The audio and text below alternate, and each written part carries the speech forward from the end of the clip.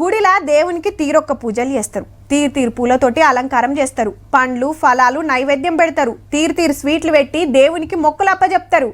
కానీ ఇవన్నీ ఒగెత్తు, పూజలకు అదొక్కటి ఒగెత్తు. అది లేనిదే పూజ పూర్తి కానట్టే.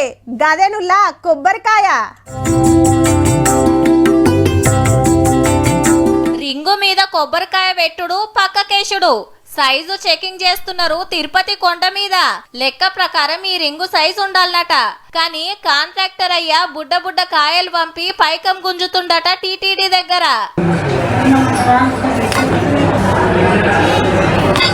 రింగులకెళ్ళి కింద పడుతున్నాయి బుడ్డకాయలన్నట్టు. తక్కువ సైజు తక్కువ క్వాలిటీ తీసుకొస్తే అగ్వ పడతాయే. కొండ మీద గూడోళ్లకు గదే రేటుకు సప్లై చేస్తే అట్లా కొంత పైకం మిలిగించుకోవచ్చని గీ ఉపాయం చేస్తున్నాడట ముద్దుగా. గూడోళ్లకు ఎంత పడుతున్నాయో గాని భక్తుల తాన ఒక్క కాయ 20 రూపాయలు తీసుకుంటున్నారు. ఎంకన్న దర్శనం తర్వాత అఖిలాండం దగ్గర దీపం ముట్టించి కొబ్బరికాయ కొట్టి మొక్కులు అప్పచెప్తారు భక్తులు. కానీ గింత బుడ్డ కాయలు వస్తుండే వరకు జరంత నారాజు అవుతున్నారట. పెద్ద అయితే కొట్టంగానే వలుగుతాయి, చిన్నవి కొట్టి కొట్టి చేతులే నొప్పి పెడుతున్నాయట. సైజ్ అయినా పెద్ద చేస్తే బాగుంటది, ఆర్ఎల్స్ కొంచెం రేట్ అయినా తగ్గిస్తే బాగుంటదని. ఏ కొబ్బరికాయే కదా అనుకుంటాం, కానీ దినం కోట్ల రూపాయల బిజినెస్. మళ్ళా భక్తుల కాంచెల్లి కంప్లైంట్లు పెరిగే వరకు గుడోళ్ళు చెకింగ్లు షురూ చేసిండ్రు.